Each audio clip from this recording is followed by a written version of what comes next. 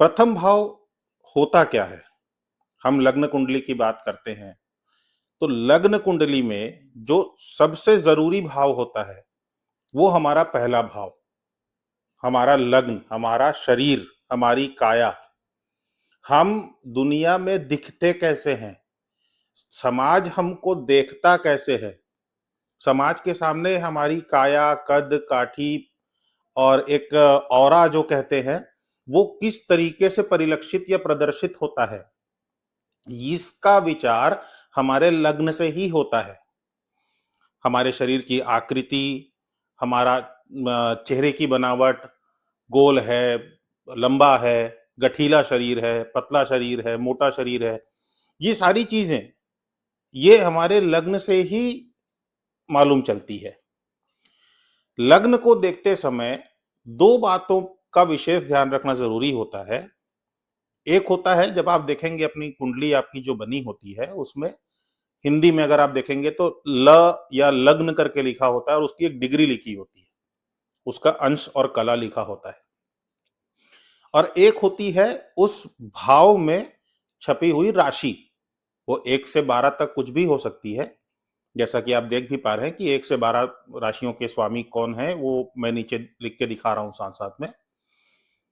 वो कौन सी राशि वहां पर है, उसके स्वामी आपकी कुंडली में किस स्थिति में बैठे हैं, प्लस आपके लग्न की डिग्री यानी आपके लग्न का भोगांश कितना है, इस पर भी बहुत ज्यादा निर्भरता होती है कि आपका शरीर होगा कैसा। आप एक कमजोर शरीर के मालिक होंगे, एक मजबूत शरीर के मालिक होंगे, एक साधारण कद काठी काया के मालिक होंगे, एक बीमार शरीर लेकर के आप आए हुए हैं, या किसी किस्म की अपंगता या विकलांगता आपके साथ में आई हुई है। क्योंकि अगर प्रारब्ध का ऐसा कोई कर्म है तो वो आप जैसे हम देखते हैं कई बच्चे विकलांग पैदा होते हैं, तो उन्होंने तो कोई पाप नहीं किया ना, वो तो भी पैदा ही हुए हैं। पैदा होते ही पता चला कि पोलियो हो गया है, पैदा होते ही पता चला कि एक पैर नहीं बन पाया है या एक हाथ नहीं बन पाया है। तो वो सारी चीजें कहां से दिखेंगी कि लग्न पर कितना बुरा प्रभाव है या लग्न कितना प्रपीड़ित है आपका, लग्नेश कितना प्रपीड़ित है आपका। जब आप इसका विचार करते हैं तब आपको समझ में आता है कि व्यक्ति के शरीर की स्थिति क्या होगी। इसके बाद व्यक्ति की विवेक शक्ति कैसी होगी, वो सोचता कैसा होगा, उसकी बुद्धि कैसे काम करती होगी, क्या वो हमेशा परेशान रहता है, वो खुश रहता है, वो उत्तेजना में रहता है, वो डरा सहमा सा रहता है।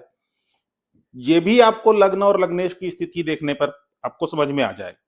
लग्न पर कितने ग्रहों का प्रभाव पड़ रहा है, कितने शुभ ग्रह लग्न को देख रहे हैं या वहां बैठे हैं, या कितने पाप ग्रह लग्न में बैठे हैं या उसको देख रहे हैं।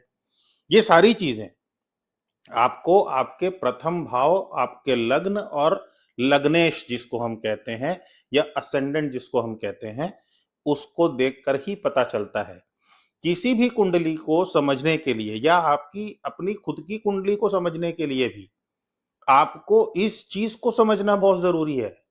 आजकल लोग राहु केतु शनि के पीछे भागे जा रहे हैं कि ऐसा होगा तो वैसा कर देंगे, तो ऐसा इलाज है वैसा इलाज है, ऐसा होता नहीं है।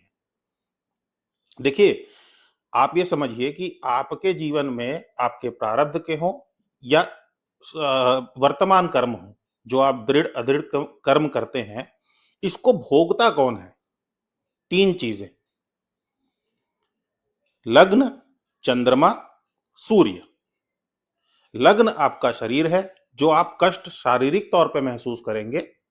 आप थक गए हैं, आपको चोट लग गई है, आपका एक्सीडेंट हो गया है, आप चलने फिरने में आपको परेशानी आ रही है, आपका हाथ काम नहीं कर रहा, सुनाई नहीं दे रहा, या एक आंख खराब है, ये लग्न महसूस करता है।